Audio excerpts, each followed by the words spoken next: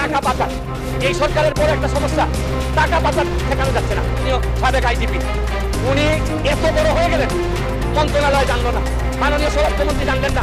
আমাদের মাননীয় সংসদ সদস্য যেটা বলেছেন অবস্থাটা ঠিক সেই রকমই। সাবেক আইজিপি বেলুচির ইস্যুতে উত্তপ্ত সরকার কিভাবে এত ডক্টর মতিউর রহমানের বিরুদ্ধে রেড অ্যালার্ট জারি করা হয়েছে। সরকারের একাধিক দায়িত্বশীল সূত্র এ তথ্য নিশ্চিত করেছে। এনবিআরের সদ্য ওএসডি হওয়া এই সদস্য যেন দেশ ত্যাগ করতে না পারেন সেজন্য বিমান স্থল সীমান্তগুলোতে সতর্কবার্তা দেওয়া হয়েছে। মতিউর রহমান এবং তার পরিবারের সদস্যরা যেন বর্তমান পরিস্থিতিতে কোনো অবস্থাতেই দেশ ত্যাগ করতে না পারে সেজন্য এই অ্যালার্ট জারি করা হয়েছে বলে দায়িত্বশীল একাধিক সূত্র নিশ্চিত করেছে। আসসালামু আলাইকুম রহমতুল্লাহি ওয়া বারাকাতুহু। সম্মানিত দর্শক, বর্তমানে আওয়ামী লীগ সরকারকে দুর্নীতির নানা রকম অভিযোগ এবং দুর্নীতির যারা দানব তাদের যে তাণ্ডব, সেই তাণ্ডবে একেবারে রীতিমতো গলা চেপে ধরেছে এবং অনেক ক্ষুদ্র ক্ষুদ্র ঘটনা। আসসালামু আলাইকুম প্রিয় দর্শক, ফাইনালি চলে আসলাম আপডেট ও গুরুত্বপূর্ণ কিছু নিউজ নিয়ে আপনাদের মাঝে। প্রিয় দর্শক, অবশ্যই ভিডিওটি শেষ অবধি দেখবেন। দর্শক, আপনাদের কাছে ছোট্ট একটি অনুরোধ, দেশ এবং দেশের বাইরে হলে কমেন্ট বক্সে লিখে জানিয়ে দেবেন, আর চ্যানেলে নতুন হলে সাবস্ক্রাইব করে পাশে থাকা বেল বাটনটি অবশ্যই অল করে দেবেন, কারণ পরবর্তী আপডেট নিউজ সবার আগে পাওয়ার জন্য প্রিয় দর্শক আর অবশ্যই একটি লাইক। আসসালামু আলাইকুম রহমতুল্লাহি ওয়া বারাকাতুহু। সম্মানিত দর্শক, বর্তমানে আওয়ামী লীগ সরকারকে দুর্নীতির নানা রকম অভিযোগ এবং দুর্নীতির যারা দানব তাদের যে তাণ্ডব, সেই তাণ্ডবে একেবারে রীতিমতো গলা চেপে ধরেছে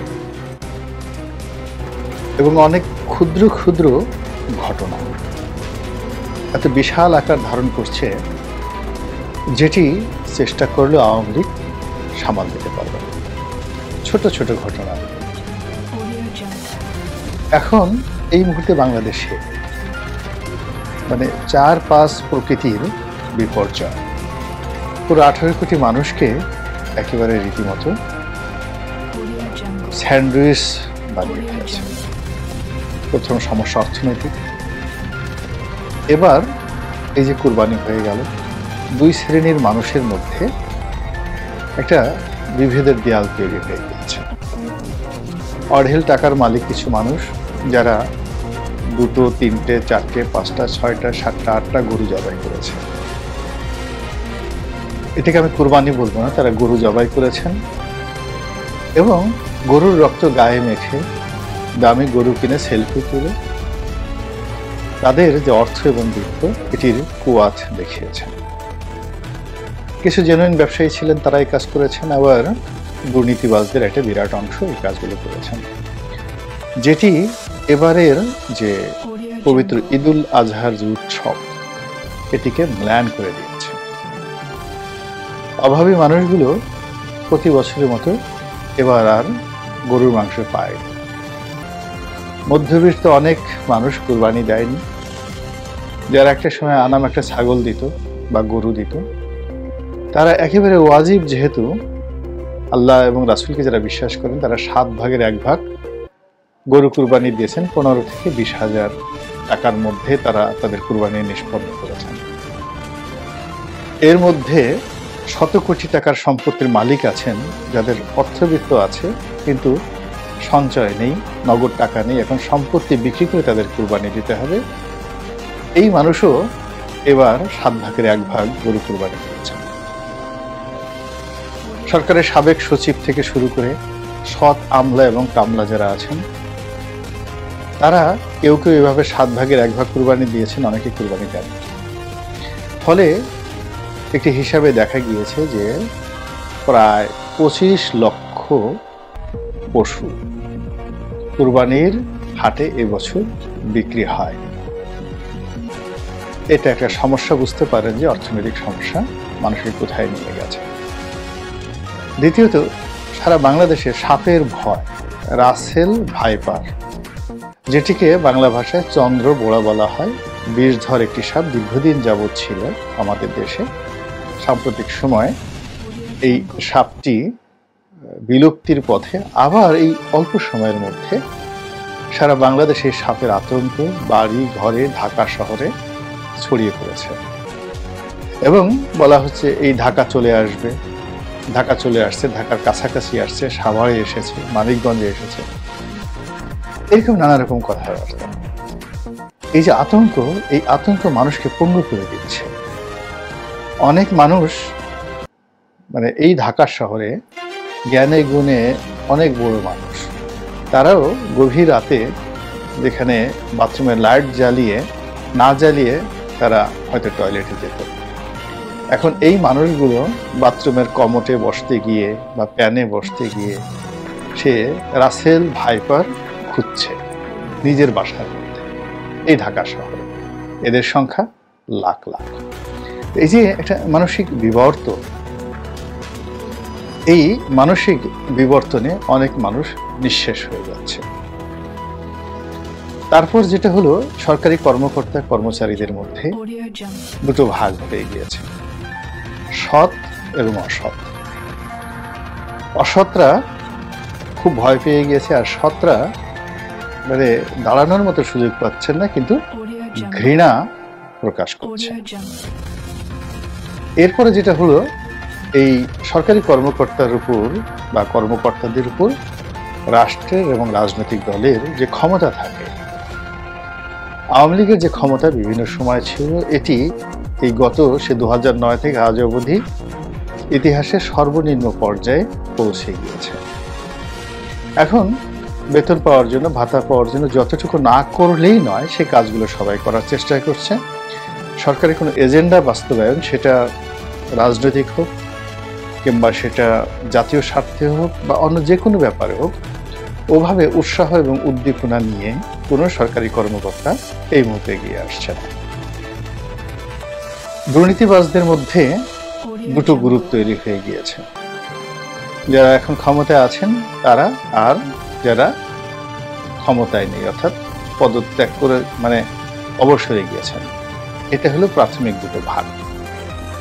আবার প্রাথমিক দুটো ভাগকে আবার আরো দুটো ভাগ হয়েছে, অর্থাৎ অবসরে গিয়েছেন আমলারা, তাদের মধ্যে যে রেষারেষি ছিল, সেই রেষারেষি করার কারণে তাদের যারা শুভানুধ্যায়ী এখনো ক্ষমতায় আছেন এবং দুর্নীতিবাজ, তাদের মধ্যে পারস্পরিক কাদা ছোড়াছুড়ি করছে।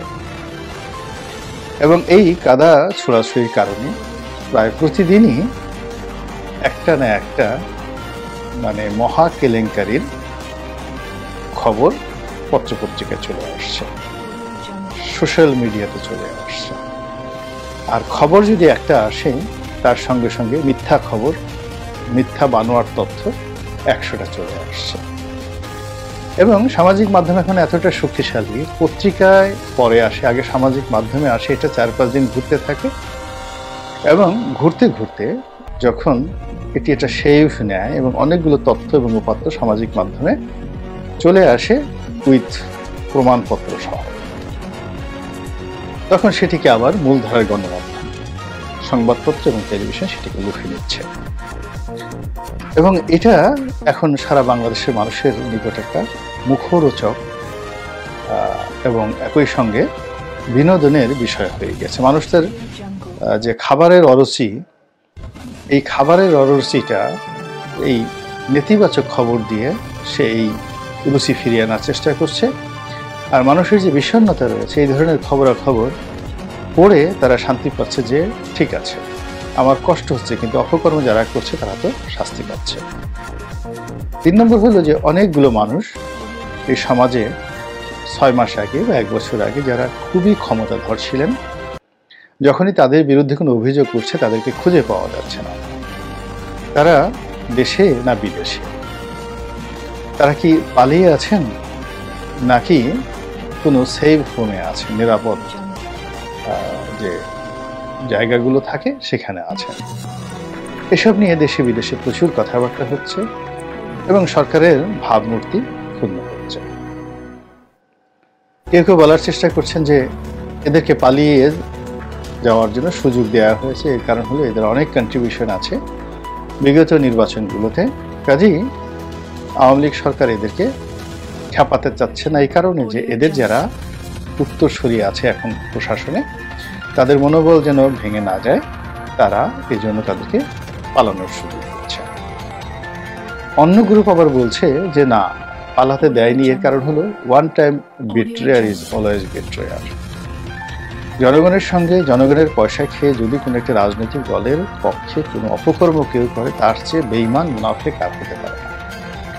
তো যে লোক জনগণের টাকা খেয়ে কোনো বিশেষ রাজনৈতিক দলের পক্ষে তাদের এজেন্ডা বাস্তবায়নে মুনাফিকি করে, বিশ্বাসঘাতকতা করে, অন্যায় করে, তারা অন্য যে কোনো গুরুতর অপরাধ করতে পারে। কাজে এদেরকে যদি পালাতে সুযোগ দেওয়া হয়, এরা প্রতিপক্ষের সাথে যোগাযোগ করবে, নিজেদের জীবন বাঁচানোর জন্য তারা রাজ সাক্ষী হবে এবং তারা সবসময় বিপদের এবং বিপত্তির কারণ হবে। এবং অতীতে এইভাবে ঘটনা ঘটেছে এবং এটা সরকারের অনেক কর্তা ব্যক্তি জানে। কাজেই তাদেরকে যে ঢালাওভাবে পালাতে দেওয়া হয়েছে বা সুযোগ দেওয়া হয়েছে, দিস নট দ্য রাইট, এটা সত্য না, এই কথাও কিন্তু বলে করছে।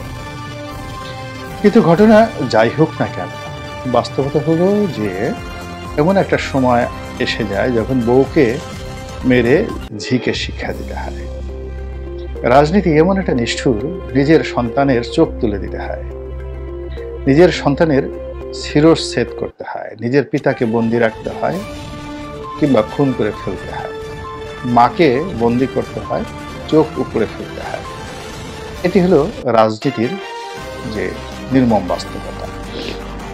এবং রাজনীতিতে যদি কেউ পৌঁছে যায়, অপাঙ্ক্ত হয়ে যায়, লায়াবিলিটিস হয়ে যায়, তখন তাকে একেবারে রীতিমতো কুরবানি দিতে হয়। সবাই দিয়েছে অতীতে, অনেক বড় বড় মানুষ। সুলতান সুলেমানের মতো মহামানব, তিনি তার আপন সন্তান, দুজন সন্তানকে তিনি হত্যা করেছেন।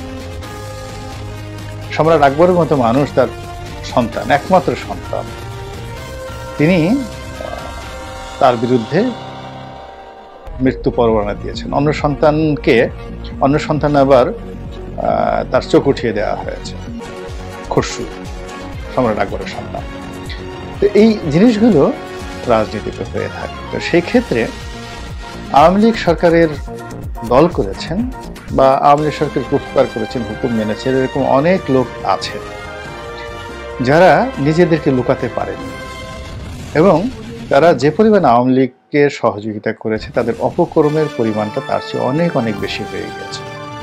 যদি উপকার করে থাকে 1 টাকার, তারা আওয়ামী লীগকে বিক্রি করে 1000 টাকার ফায়দা লোপাট করেছে বা লুটপাট করেছে। তো এই মানুষগুলো আওয়ামী লীগের বোঝা হয়ে গিয়েছে।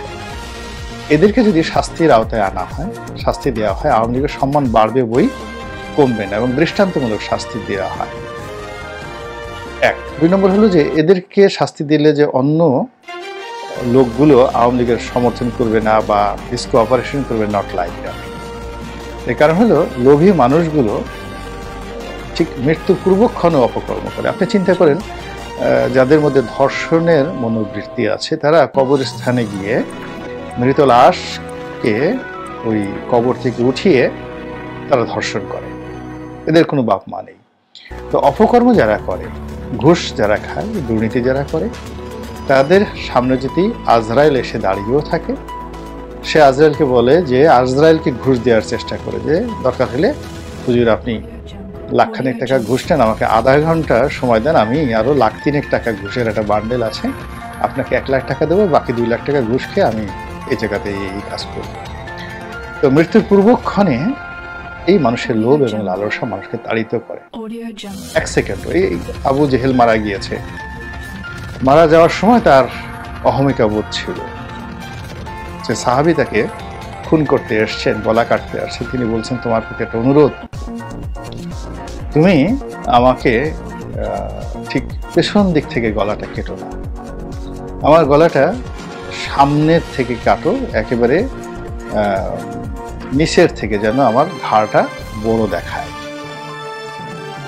তো যাতে লোকজন মনে করে যে না এই লোকটির ঘাড় উঁচু ছিল, বড় ছিল। কিন্তু তুমি যদি একেবারে এমনভাবে কাটো যেন আমার ঘাড় দেখা না যায়, তখন সেইটি আমার যে বংশমর্যাদা এটির সঙ্গে সামঞ্জস্যপূর্ণ হবে না। এই আবু জাহেলের লাস্ট ডায়ালগ। তো বোঝার চেষ্টা করেন যে এই আবু জাহেল, দুর্নীতিবাজ যারা লোকজন আছে, আবু জাহেলের অনেক ভালো গুণাবলী ছিল।